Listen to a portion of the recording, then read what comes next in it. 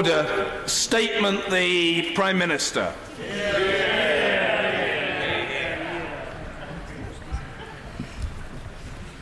Thank you, Mr. Speaker. And with permission, I would like to make a statement on the G7 summit in Quebec. Thank you. The G7 is a forum that allows close allies with shared history and values to discuss issues that affect the security and prosperity of our people and of the world at large. Discussion at this year's summit focused on our shared efforts to promote the rules-based international order, to advance free and fair global trade by making the global economy work for everyone, to strive for equal opportunities for all our citizens, and to drive further action to protect the environment and, in particular, our oceans. As was clear over the weekend, there was strong debate and disagreement on some issues. But after detailed discussions between both leaders and our teams, we were able to find common ground and draw up a communiqué which reflected these discussions and the agreements we reached. I want to pay a particular tribute to Prime Minister Trudeau for his leadership and skillful chairing, which enabled us, after 2 days of negotiation between leaders, to agree actions and a shared approach on some of the most pressing challenges facing the international community and our citizens. And the United Kingdom fully intends to honour the commitments we have made. Mr. Speaker, recent events have underlined the importance of a strong international response to malign state activity. We cannot stand by when international law is undermined, when the security of our citizens compromised, and when foreign interference in our democratic institutions threatens the values and interests that we share. So at this summit, we agreed to establish a new rapid response mechanism. As a result, G7 nations will work together to share intelligence, coordinate action, and develop new strategies to tackle this growing threat. We also agreed that we must maintain the global norm against the use of chemical weapons, and that we will strengthen the ability of the Organisation for the Prohibition of Chemical Weapons to attribute responsibility for chemical weapons attacks. And we all agreed in our discussions and our communiqué that we need to maintain sanctions on Russia in light of its failure to fully implement the Minsk agreements in Ukraine, and that we stand ready to take further restrictive measures if necessary. Turning to trade and the global economy, it is clear that in many of our countries, some people feel left behind by globalisation, and not all countries are playing by the rules. We must address this. We need to make the international rules-based trading system work better, so the benefits of free trade can be felt by all. That includes encouraging the World Trade Organization to operate more effectively in supporting a global economy that works for everyone. Multilateral action is the right way to achieve this. It cannot be done by taking unilateral action against your partners. So at this summit, we expressed deep disappointment at the unjustified decision of the United States to apply tariffs to steel and aluminium imports. The loss of trade through tariffs undermines competition, reduces productivity, removes the incentive to innovate, and ultimately makes everyone poorer. And in response, the EU will impose countermeasures. But we need to avoid a continued tit-for-tat escalation. That is why it was right that we had such an open and direct discussion at this summit, and why, as a champion of free trade, the UK will continue to support a constructive dialogue. As long-standing allies, we do not make progress by ignoring each other's concerns, but rather by addressing them together. Turning to equality, there was a special session of this summit focused on empowering and supporting women and girls around the world. Efforts to tackle global poverty are fundamentally undermined for as long as millions of girls are not getting the education they deserve. So at this summit, the United Kingdom announced £187 million of new funding to support over 400,000 girls in developing countries in getting 12 years of quality education. We also called for new action to prevent gender-based violence, abuse and harassment online. Women and girls must be able to use the internet without fear of being subjected to online rape threats, harassment, cyber-stalking, blackmail and more. Following the UK's call for action last year, tech companies have made real advances in tackling online terrorist propaganda. So in Canada, I called for this work to be extended to end the abuse targeted specifically at women and girls. And we committed in particular to new joint working on stopping the internet being used to facilitate people trafficking for the purposes of sexual exploitation. Finally, on World Oceans Day, The UK sought to build on the international agreements we reached at the Commonwealth Summit in April by calling for a global effort to protect our oceans from avoidable plastic waste. This is one of the great environmental challenges facing the world today. This summit recognised the need for global action, including working with business, industry and non-governmental organisations to find innovative solutions. The UK is continuing to lead by example at home through our 25-year Environment Plan. And on Friday, we propose to extend the Blue Belt, protecting sea life around the English coast, with a further 41 new marine conservation zones. Mr. Speaker, this was a difficult summit with, at times, some very candid discussions. But the conclusion I draw is that it is only through continued dialogue that we can find ways to work together to resolve the challenges we face. The countries round the G7 table have been pillars of the rules-based international order which has benefited all our citizens and, I believe, the world as a whole. The United Kingdom, with our allies and partners, will continue to play our part in promoting that order to the benefit of all, and I commend this statement to the House. Jeremy Corbyn. Thank you, Mr. Speaker, and I thank the Prime Minister for an advance copy of her statement. In her last couple of sentences, she almost gave us an inkling of the atmosphere that must have been there. We could do with more. Mr. Speaker, the G7 meeting can only be described as a failure, and the blame for that lies with the current incumbent of the White House. In the past, the G7 has played a positive role in responding to the global financial crisis and indeed pushing forward the Millennium Development Goals and now Sustainable Development Goals. The problems facing leaders is that the White House is inhabited by a president committed to his slogan, America First. That has meant a dismantling of multilateral agreements, the pulling out of the Paris Climate Change Accords, and the destabilisation of the Iran nuclear deal, and now the imposition of tariffs on steel and aluminium. Attempts by G7 leaders, including President Macron and the Prime Minister, to engage with President Trump have resulted in no discernible moderation or deviation from America First. In these circumstances, it's clearer than ever that UK policy, whether trade policy or foreign policy, cannot be outsourced to the US. Will she join me in condemning the comments of President Trump's trade advisor saying that, and I quote, "there's a special place in hell for Justin Trudeau"? Mr. Speaker, the use of chemical weapons, whether on the streets of Salisbury or the cities of Syria, is deplorable, and the perpetrators of these crimes must be held to account under international law. The leaders of France and Germany and NATO Chief Jens Stoltenberg are right to call for continued political dialogue through the NATO-Russia Council. Will the Prime Minister commit to lead on establishing this dialogue at the NATO summit next month? For European countries, it is vital that unity is maintained, both in support of the Iran nuclear deal and over trade policy. UK jobs are dependent upon our exports, and it's therefore vital that we robustly defend those interests with multilateral agreed action. This, however, must not descend into escalating a tit-for-tat trade war, so what steps is the government taking with our allies to mitigate this threat? But this is not the only threat to our exporting industries and skilled jobs in this country. In the current climate, that puts a particular obligation on each of us in this chamber this week as we consider the EU withdrawal bill. We must act to guide the government in negotiations so that our industry, our workers and our communities get the best possible Brexit deal. And that concern must be even more acute in the light of the announcement by Jaguar Land Rover that the production of the Discovery model will now be made in Slovakia. While she was at the G7, did the Prime Minister raise with European leaders the crisis of the Aquarius ship, which the Italian government refused to allow to dock? I want to put on record, Mr. Speaker, my thanks to the Spanish government and Prime Minister Pedro Sanchez, which has shown humanity and accepted the rescue ship. I welcome the Prime Minister raising the issue of online abuse and the harassment of women and girls as a global problem.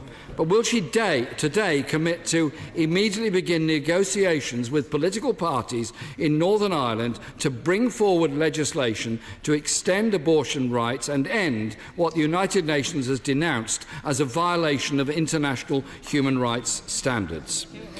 On the environment, the Prime Minister's wafer-thin so-called national plan fails to match her rhetoric on the global stage. Nothing to tackle deadly levels of air pollution in our cities or the disgracefully low levels of recycling in this country.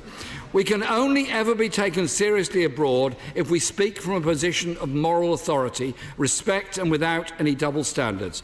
So I appeal to the Prime Minister again today. Will she finally suspend UK arms sales to Saudi Arabia? Mr. Speaker, with a more unilateral United States government, it is more important than ever that we work with our allies and that we do so based on social justice, equality and human rights.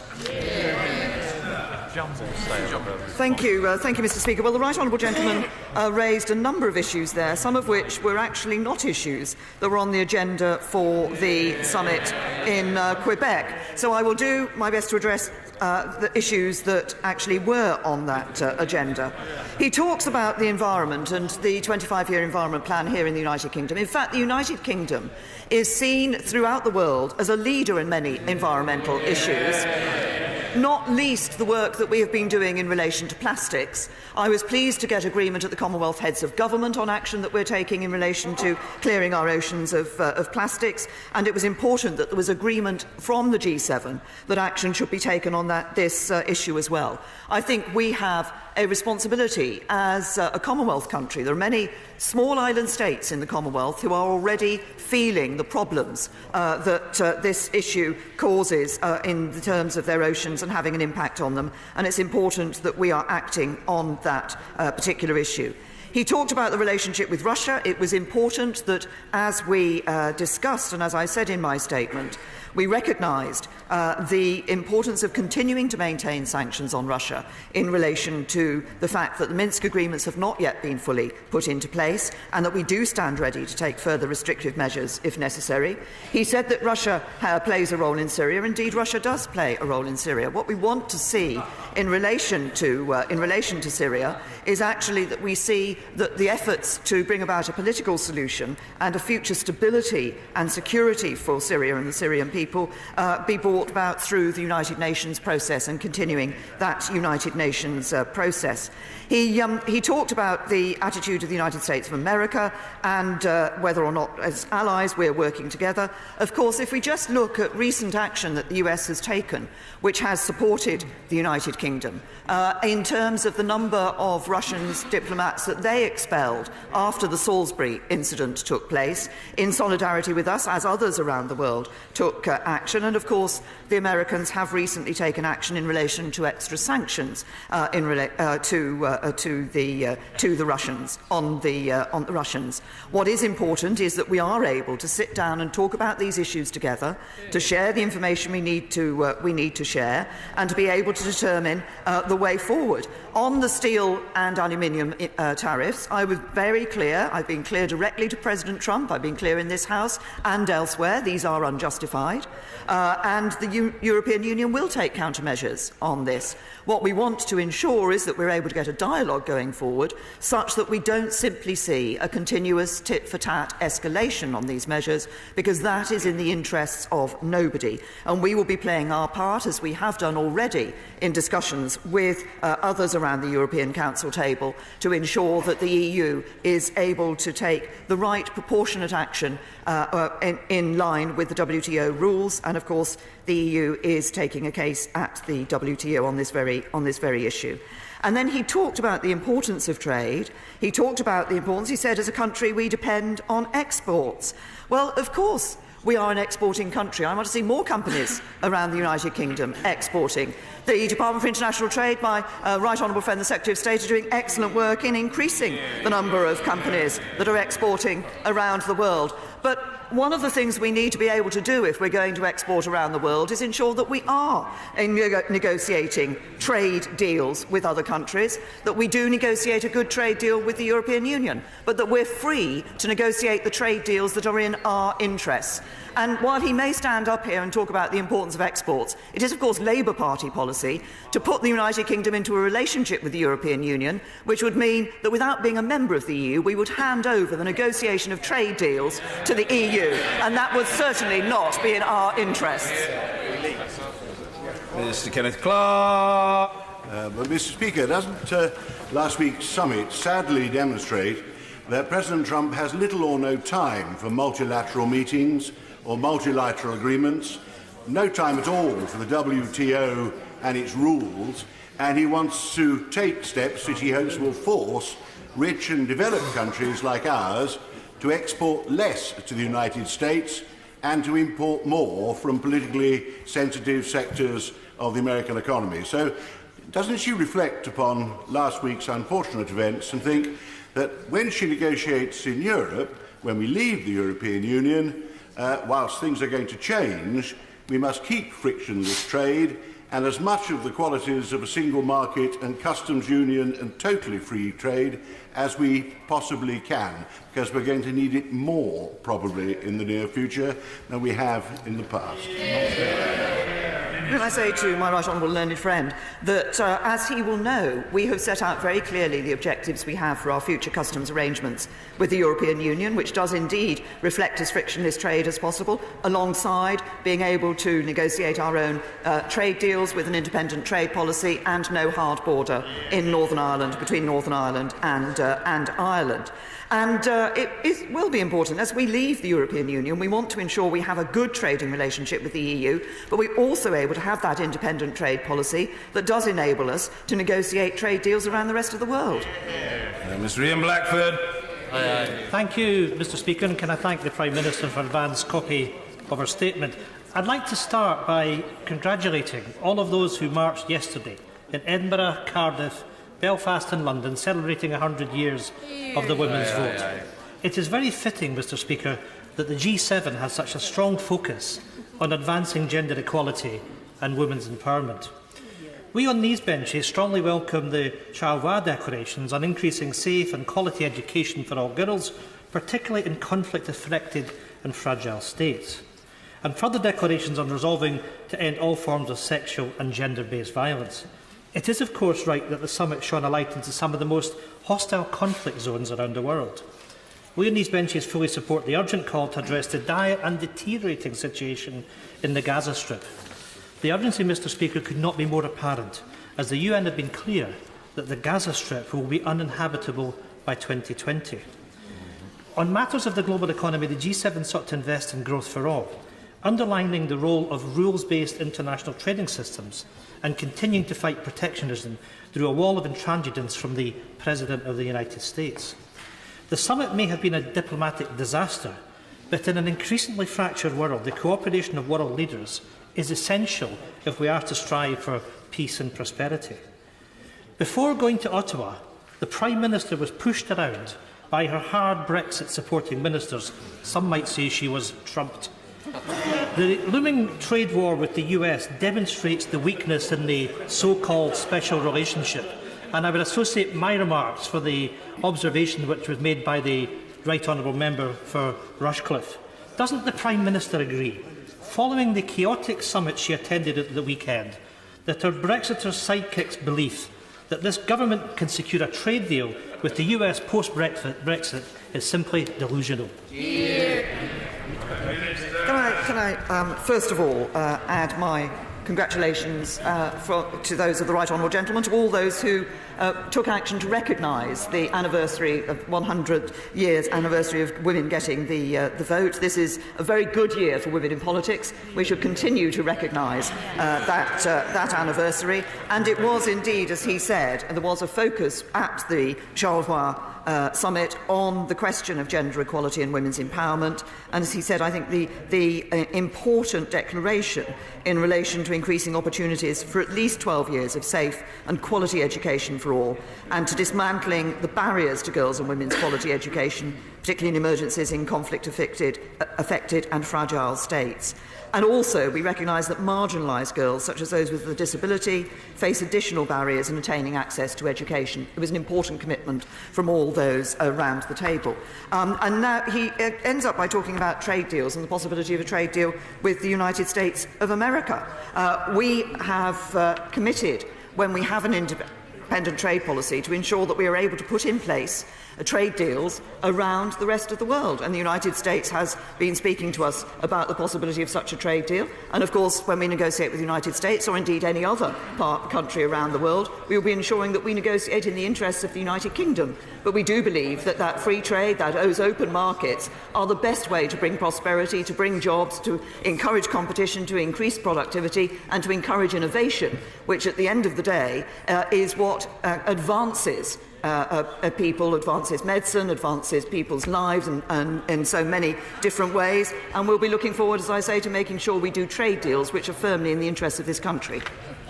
Mr. Ian Duncan-Smith. Mr. Speaker, say to right honourable friend, does she not agree with me that global free trade has been the single biggest reason why poverty around the globe has fallen so dramatically over the last few years, and that the UK, as an exponent of free trade, actually stands on that position and wanting to advance it? So apart from the particular place in hell that Mr. Trudeau apparently must occupy, did she hear, as I saw in a report today, that the American delegation maintained that they offered unilateral free trade to all the G7, but this was rebuffed? Does she recall that particular conversation? Well, can I first of all say to my right honourable friend that he's absolutely right, that free trade is one of the best ways for ensuring that developing countries are able to move themselves out of poverty and improve the lot of their populations. And it's very important that we continue to advocate it. There was a discussion about the possibility of completely open and free trade, but open, free and fair trade. And that means not just a tariff-free, but also dismantling barriers to trade, and it also means ensuring that there are no anti-competitive, unfair subsidies. Hilary Benn. Thank you very much, Mr. Speaker. With bitter divisions on trade and the imposition of tariffs by the US, which are indeed undermining the international rules-based order of which the Prime Minister spoke, what impact does she think this will have on the timing and the content of any trade deal with the United States of America, bearing in mind that the backstop proposal she published last week for Northern Ireland will mean that we are going to be remaining in a customs union with the European Union until the end of 2021 and possibly for longer? Minister. In relation to the timing of trade deals with America, or indeed with any other country, the right honourable gentleman knows full well that we're not able to actually put those in place until we have fully left the European Union. We'll be able to talk about these issues, to sign and negotiate those treaties in advance of that. He talks about the backstop. I say to him that the point of the backstop is that it is there if it is the case that, as at the 1st of January 2021, the future customs arrangement between the United Kingdom and the European Union is not in place. We, as I said last week, it has always been the case that we believe that the best way to address the issue of the border in Northern Ireland is through that overall relationship between the UK and the EU, and we want to ensure that that is in place as soon as possible after the end of December 2020, and we preferably don't want to see the backstop having to be used at all. Sir Michael Fallon. Given that it is nearly 4 years since 10 British citizens were murdered when flight to MH17 was destroyed over the Ukraine from a Russian missile launcher, and the West is still trying to refute Russian denials of responsibility, can the Prime Minister tell the House how the very welcome rapid response mechanism agreed at Quebec will help us better challenge Russian misinformation with much faster truth? Well, my right honourable friend raises a very important point, and the point of the rapid response mechanism is that it will be able to do this in two ways. First of all, one of the key things is to have faster attribution. when these events happen. And of course, it is only relatively recently that we have seen a final attribution in relation to the Russian role in MH17. So being able to work together to achieve that faster attribution when incidents happen, and then being able to work together to, and that is the crucial point about this, to coordinate activity to counter exactly the propaganda that he says. Working collectively will have a much greater impact than individual states trying to work on their own. Sir Vincent Cable. Can I ask the Prime Minister, what is the point of the G7? Since the most important member doesn't believe in a rules-based system, and crucially important countries like China and India aren't even members of it, why doesn't she recommend closing it down? Can I say to the right honourable gentleman, I suggest if he asks what the point of the G7 is, he should look at the communiqué, at the actions that have been agreed, which we will be putting into place, which will be of benefit across areas relating not just to trade and foreign policy, but also to the empowerment of women and girls. Dr. Sarah Wollaston. Could I congratulate the Prime Minister on her resolve at the G7 standing up for women's rights, the environment, free trade and the international rules-based order. But given events there, what appraisal has she made of President Trump's likely approach to trade deals with the United Kingdom after Britain leaves the European Union? Well, the President of the United States has always made clear that he is keen to be able to sit down and talk with the UK about a future trade deal. We are also clear that we want to ensure that we have a trade deal that works for the United Kingdom. But let's not forget that actually we already have a good trading and investment relationship with the US.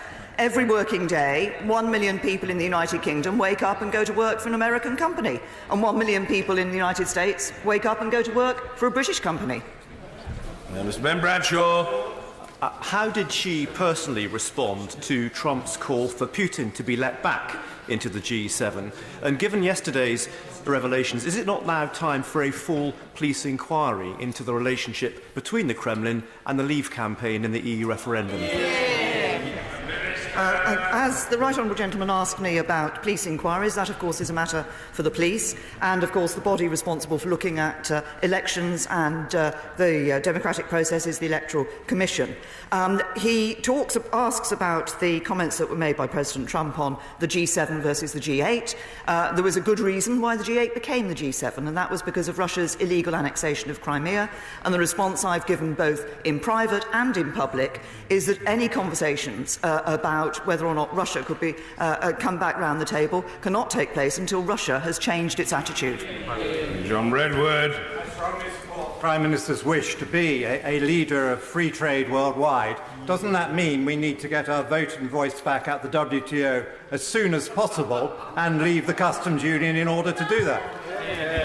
Well, can I assure my right honourable friend that we are indeed working on establishing ourselves as an independent member of the WTO at the point at which it will be possible, having left the European Union, to become that independent member. Angela Eagle. Mr. Speaker, does the Prime Minister agree with me that never since the war has the rule-based international system been more at risk following the outcome of the G7 summit, and particularly President Trump's behaviour with his tweet deck on Air Force One after he left? And how does she think that we can shore up the international rule-based system? Because all of us who study history know what the consequences of its collapse may be. I don't know if it refers to the rules-based international order. Of course, this can be looked at in a variety of ways. So if you take an issue such as the norms that we all accept or have been accepting on chemical weapons, there's absolutely no doubt about the strength of support that there is for action to ensure that those international norms, that rules-based order, is maintained. As we say within the communiqué, we recognise that in areas like trade, on the World Trade Organization, it does need reform.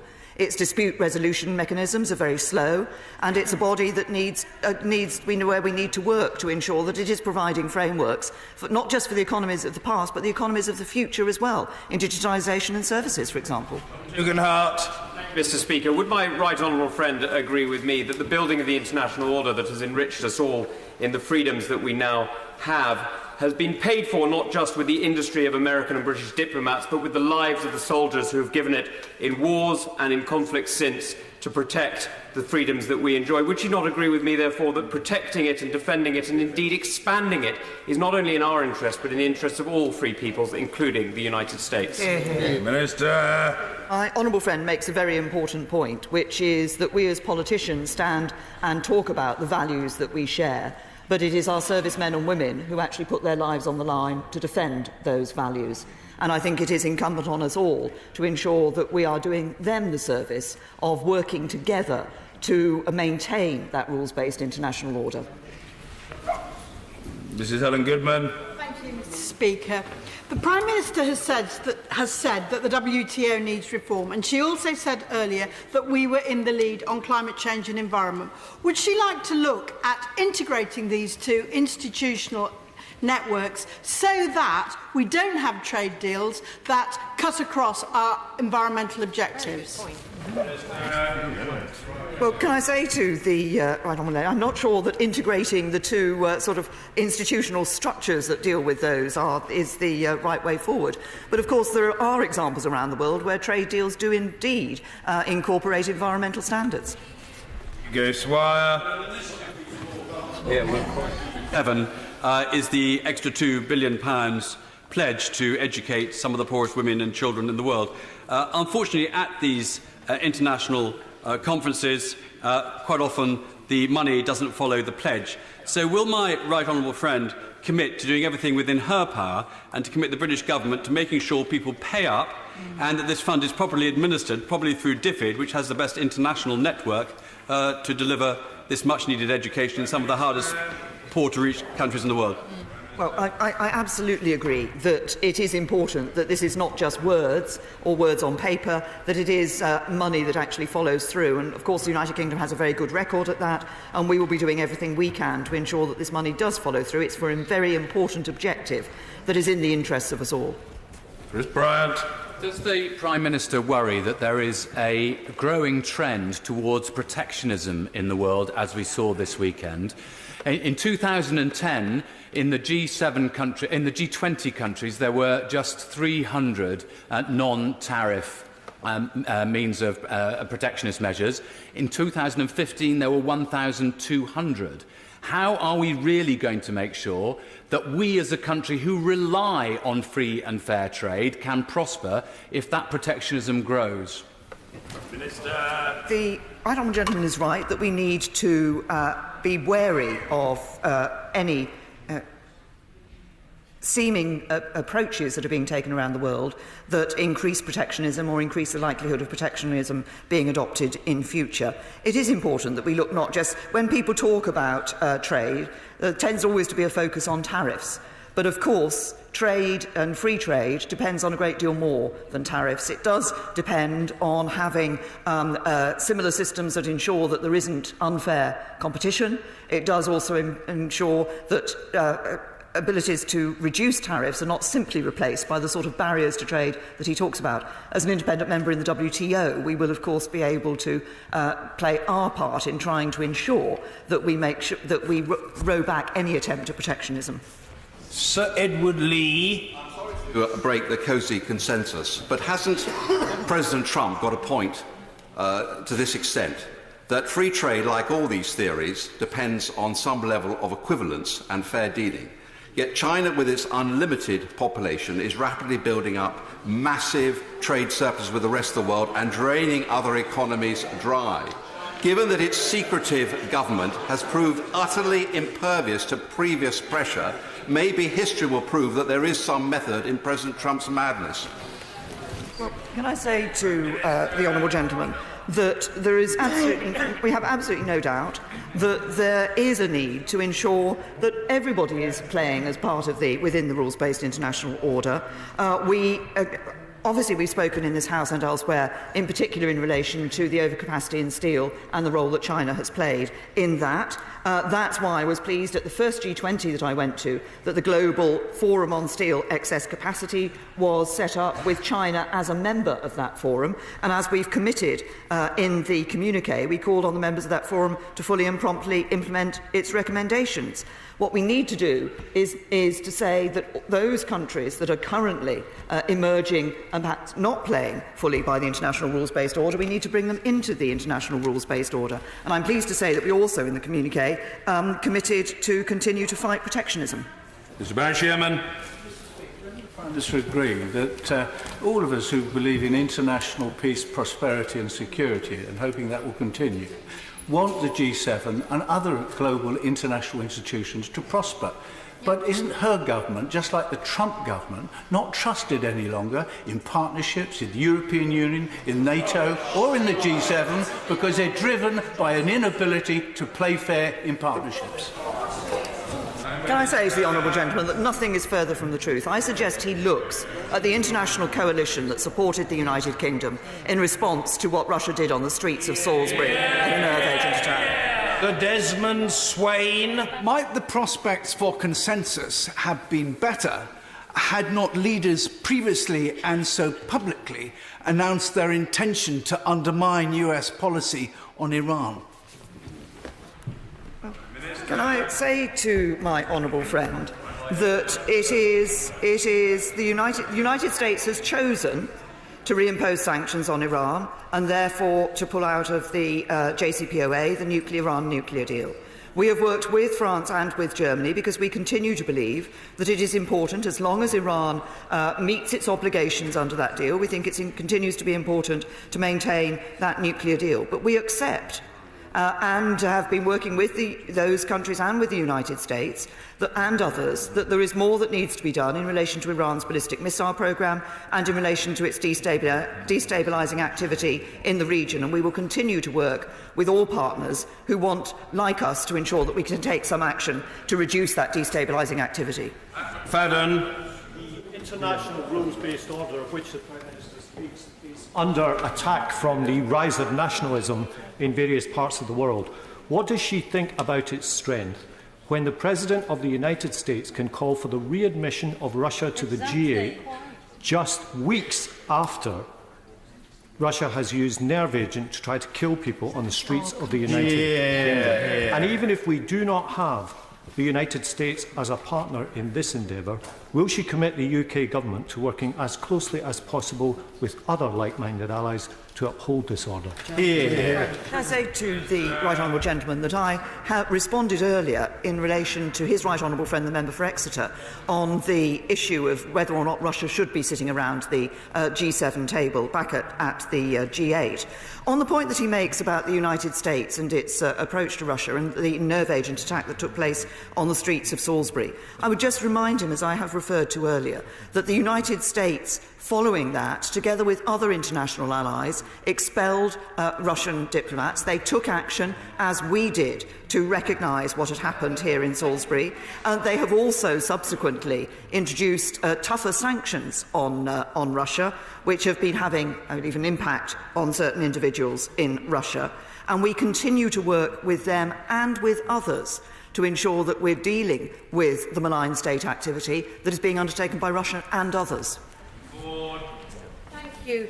Can I thank my right honourable friend for defending free trade and the rule of law, but also for championing the need to remove plastic from the world's oceans?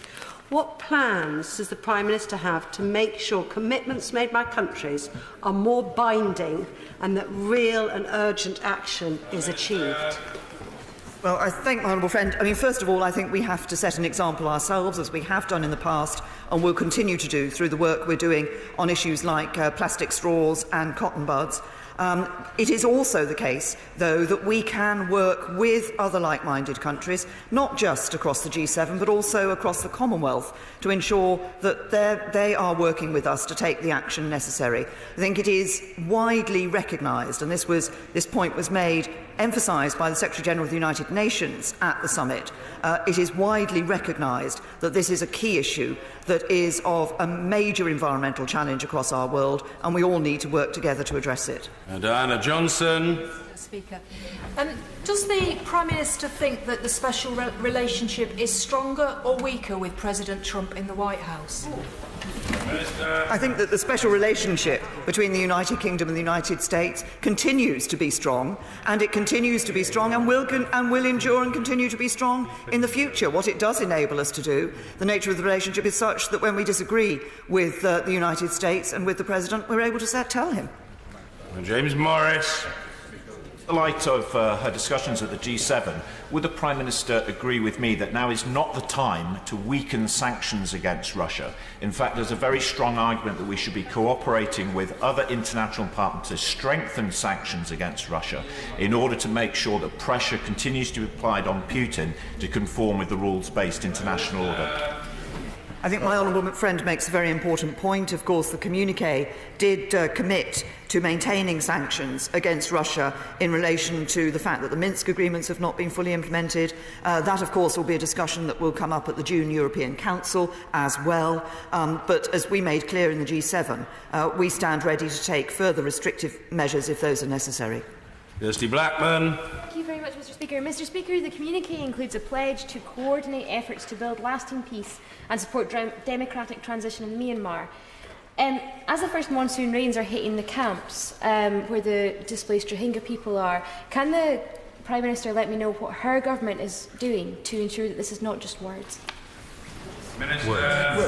Sorry. Can I say to the Honourable Lady that I think there are a number of actions, obviously, that the United Kingdom is taking. First of all, we are providing real support for the refugees who are in the camps. We're providing real support to Bangladesh to be able to provide for those people. And we continue to work and will continue to press the Myanmar government to create the situation in which those refugees are able to return home to their former homes and to be able to do so in safety and security. That is the key issue. It's not just about people being able to return home, it's about being able to ensure that when they do so, they have the confidence of knowing they'll be safe and secure. Mr. Crispin Blunt. Trudeau or Trump?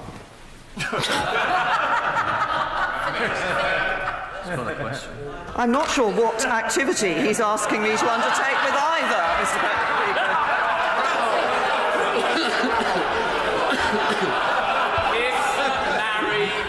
Moreover, if one was being really pedantic, one would have to say that the honourable gentleman's question did not contain a main verb. Mrs. Mary Cray. Love Island, is it, Mr. Speaker? But the G7 summit was a fiasco, rescued only by our EU allies and friends who filled the vacuum of leadership created by President Trump's tweets.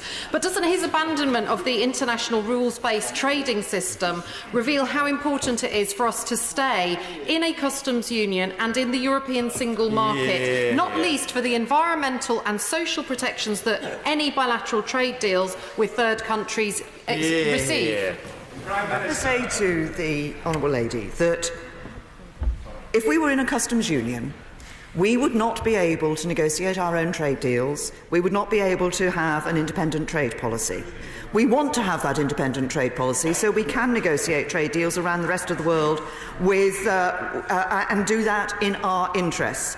If we were in a customs union, we will be giving responsibility for our future trade deals to Brussels, while not being a member of the European Union, which would mean that they would have no incentive at all to negotiate trade deals in our interests. We need to have that independent trade policy, and that means being outside a customs union. Rachel McLean. Thank you, Mr. Speaker. I welcome the commitment that my right honourable friend has given to investing in women and girls and keeping them safe online. It's an issue that concerns us all in this House as well deeply, because women suffer disproportionately when they go online. Can she update the House on this ambition?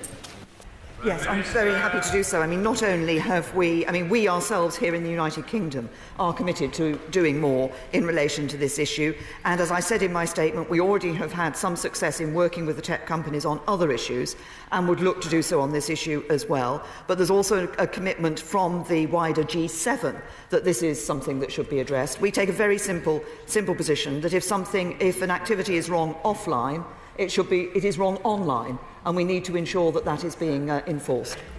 Gapes. Is the Prime Minister disappointed or relieved that President Trump didn't have time for a bilateral meeting with her? Well, can I say to the honourable gentleman, I'd actually had quite a lengthy conversation with President Trump earlier in the week, and I had a number of conversations with him at the G7 on a range of issues.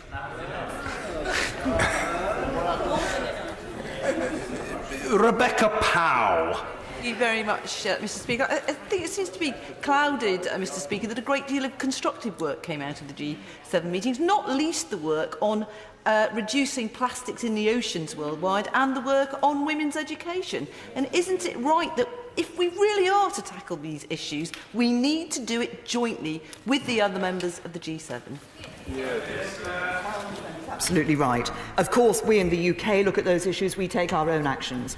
But real impact is, the impact is likely to be much greater when we're able to work jointly and cooperatively with others to ensure that around the world we're addressing these issues, and that's exactly what the G7 communiqué committed us to do. Liam Byrne. The overwhelming majority of people in this House will welcome the overwhelming majority in the G7 not to let Russia back to the top table. But Russia is now seeking to exert its influence through the back door, and we learnt about the scale of that over this weekend. Now, she says it's an Electoral Commission inquiry, but the Electoral Commission doesn't have the legal power to summon the information that it needs. So if she can set up a rapid action task force abroad, why can't we have a rapid action task force here at home? Why can't we put the Electoral Commission on it along with the Metropolitan Police? Because that is the only way we will find out whether Aaron Banks' millions was in fact Moscow gold. Prime Minister. Gentlemen, as I said earlier in response to a question, of course, if there is a suggestion of criminal activity, then it will be a matter for the police as to any investigation that they wish to that would be undertaken. And the question of whether or not electoral laws have been met, of course, is a matter for the Electoral Commission. But as the right honourable gentleman might recall, actually from the police's point of view, they have operational independence, and it's not for politicians to tell the police what to investigate. Chris Phil. The Prime Minister referred to malign state influence in her statement. Presumably that would include Russia's shooting down of flight MH17, invading a neighbouring country, sponsoring its client state to commit a chemical attack and interfering in foreign elections. Does the Prime Minister intend at the European Council at the end of June to press our European partners to strengthen and expand the range of economic sanctions we've imposed against Russia? Prime Minister. Thank my honourable friend. We have been, have already raised with European partners whether the European Council in June should look not just to the question of the sanctions in relation to the Crimea and the Minsk agreements, but also whether we should look further. Indeed, there are some issues that have arisen in relation to Crimea where I think we should be looking at whether some further sanctions are required. Tom Brake. Mr. Speaker, the government's own impact assessments confirm that even the biggest and boldest trade deal with the US would add only between 0.1 and 0.3% of GVA to our economy. Have these figures been revisited since the G7 and the imposition of tariffs? And how far now does the government believe a free trade deal with the US would go towards offsetting the between 2% and 8% loss of GVA associated with any of the likely relationships we might have with the EU in the future? Well, can I say to the right honourable gentleman, we are intending to negotiate, we've started talking and negotiating about a trade deal with the European Union, which is good for us here in the UK. I think it will also be good for the European Union, which ensures that we're able to continue to trade well with the European Union. So we don't talk about a trade deal with America or any other country around the world, replacing the ability to trade on a good basis with the European Union. It's in addition to being able to trade on a good basis with the European Union. James Cleverly. Thank you, sir. Would my right honourable friend agree with me that the education, empowerment, the emancipation of women, particularly in developing countries, is a skeleton key which unlocks both social and economic development? And will she ensure that despite whatever else is pressing at the time, that we do not let this most important of agenda items slip down the priority list of the G7? Prime Minister. Well, can I say to my honourable friend that he's absolutely right. Of course, the question of ensuring that women have those opportunities and that gender equality is in place is right in itself, but it's also actually important for economies, because there would be significant boost to economies if women were able to take the same, play the same sort of role in terms of the businesses that they're setting up and so forth as the male part of the population. And I can assure him that President Macron, who will be hosting the G7 next year, committed at this summit in Quebec to take this agenda item of empowerment of women and of gender equality through to the G7 in France next year. Dr. Rupa Haq. Thank you, Mr. Speaker. Does the Prime Minister share my concern that the good work that she described coming out of the G7 seems to deliberately be having the shine taken off it by President Trump in his tweets, insisting that it should be a G8, pushing on with his tariffs, and generally with his inability to play by the collective rules? Or are blonde buffoons who seek to undermine at every turn now becoming the norm? Prime Minister. The leaders at the G7 signed up to a number of actions in the communiqué. We will be ensuring that we abide by those commitments, and I expect others to do so too. Jeremy Lefroy. Thank you very much, Mr. Speaker. With the number of new jobs and livelihoods needed by 2030 globally to be at least 1 billion for young people, did the G7 have the opportunity to discuss how these jobs and livelihoods are going to be created, and in particular the investment needed, not just the free trade, which is vital, but the investment which makes free trade possible? Prime Minister. That is an important point that my honourable friend makes, and we were able, as one of our early discussions, to have a more general discussion about employment, but also about the future of the world of work and the sort of developments that we should see taking place, and how we work to ensure, for example, that as artificial intelligence increasingly comes into the world of work, we're able to retrain and reskill people to make sure that they're able to take those jobs of the future, because many people fear, as they look to something like AI, that it's just going to mean job losses. What we need to ensure is that there will be alternative jobs, but that people are trained and skilled up to take those. Geraint Davis. On plastics, will the Prime Minister look carefully at my plastics bill published today that says plastic producers should pay instead of council taxpayers for recycling, that all plastic should be recyclable by 2025, and we should introduce a levy on plastic bottles alongside a refill system, so that instead of paying £1 for 2 bottles and throwing them away, consumers pay 65p for 1 and refill it in a local shop? The honourable gentleman has set out a number of ideas there. I can assure him that we are looking at a number of ways in which we can increase the ability to deal with this issue of plastics, including working with industry to ensure that the plastic they produce can all be recyclable. That's what we want to see. So working with industry, creating those opportunities for new developments there is also an important part of this. Simon Clarke. Speaker, President Trump's decision to impose steel and aluminium tariffs is obviously something which is deeply concerning for my constituents at British Steel at Skinning Grove. We all deplore them, but as my right honourable friend has said, we do need to work constructively to try and get them overturned. With that in mind, can she give further detail to the House about the precise nature of the discussions she had with the President about getting them lifted? Prime Minister.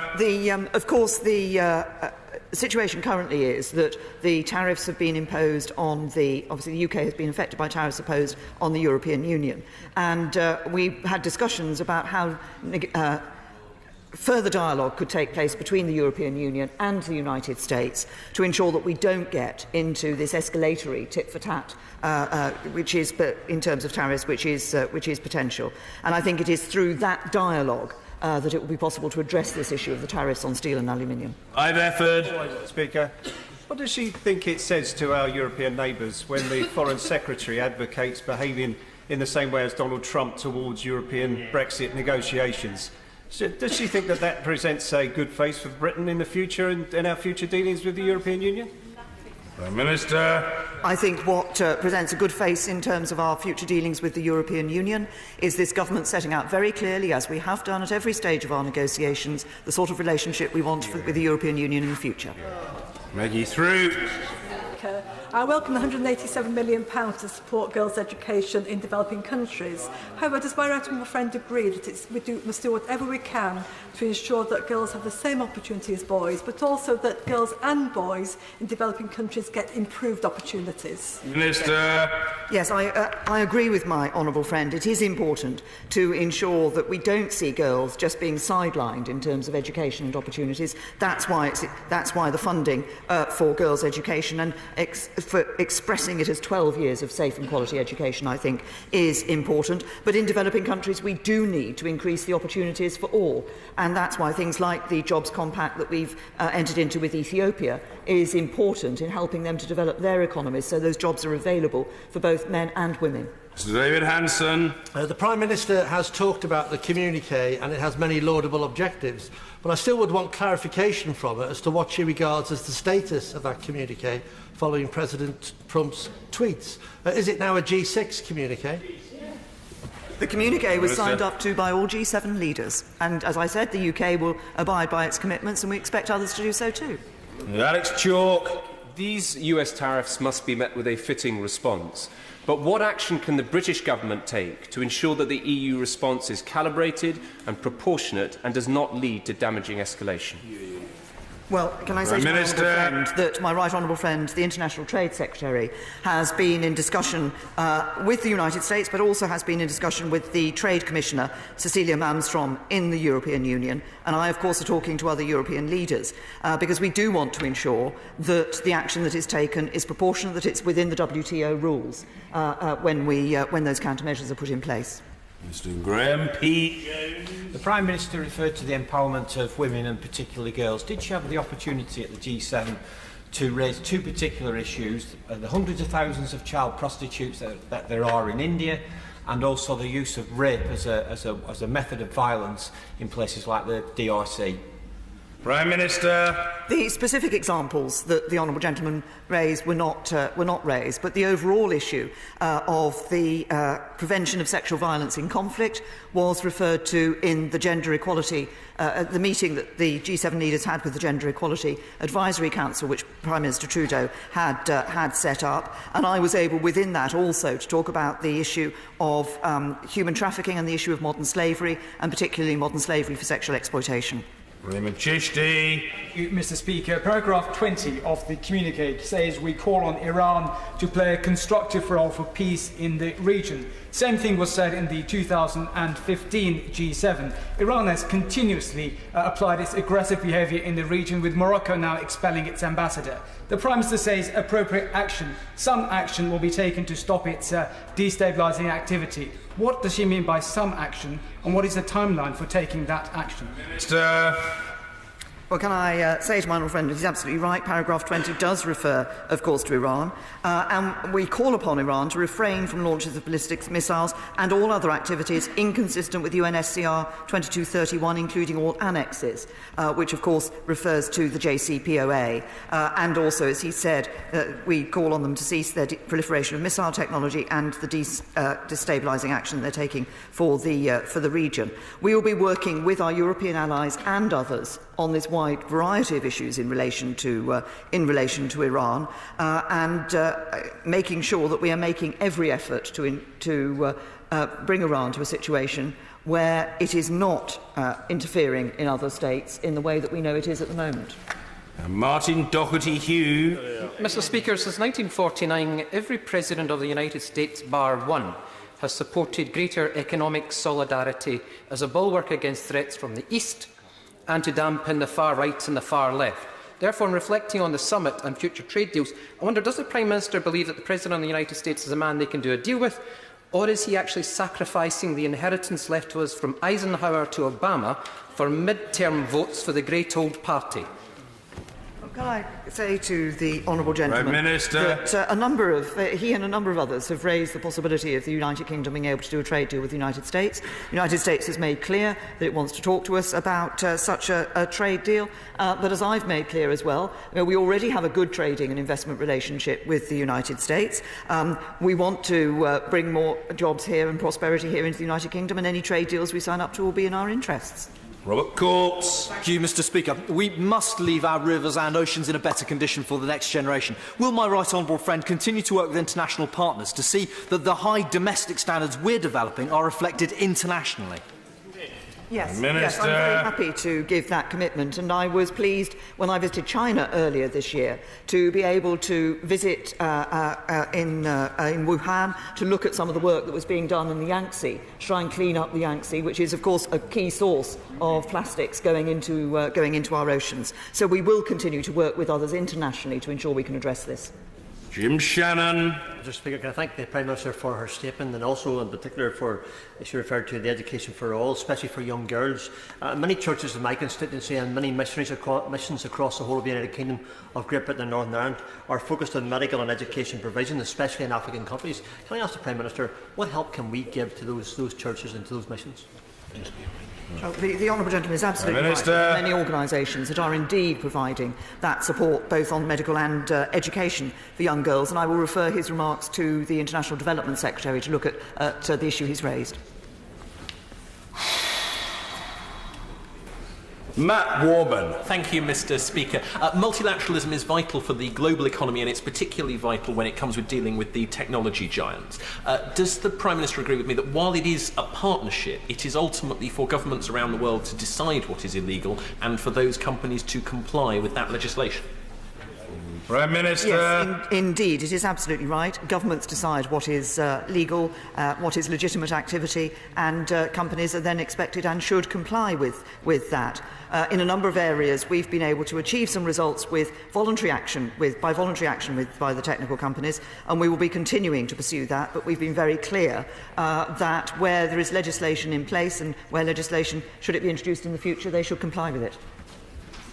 Nick Dakin. Thank you, Mr. Speaker. Will the Prime Minister confirm her government's commitment to support UK steelmakers and steelworkers by persistently and robustly defending the industry against these 25% tariffs and ensuring there is no surge of steel imports into Europe? Yes, can I say to the honourable gentleman that we are, as he will know, we've taken a number of measures already over the years to try and help the steel industry here in the United Kingdom, and the way in which the steel industry has been able to develop and here is important to us, and we will continue to robustly defend it through a number of ways. But obviously in relation to the US tariffs particularly, we'll be working with others in the European Union to ensure that we can deal with those, and what we want to see, of course, is an exemption and removal of those tariffs in the future. And Stephen Kerr. Thank you, Mr. Speaker. I welcome the Prime Minister's call for new action to prevent gender-based violence, abuse and harassment online. And I heard the answer she gave some moments ago to a gentleman on the other side. But can I press the Prime Minister to take every future opportunity to raise the important initiative which the UK has led globally to prevent and to prosecute those guilty of sexual violence and conflict? No, my honourable friend is absolutely right. The UK has been a leader in that. It was my noble and right honourable friend, Lord Hague, who actually, as Foreign Secretary, did a great deal to put that programme into place. It is one of which I think we can be justifiably proud, but it's one on which we need to keep the foot on the accelerator. Thank you. Order.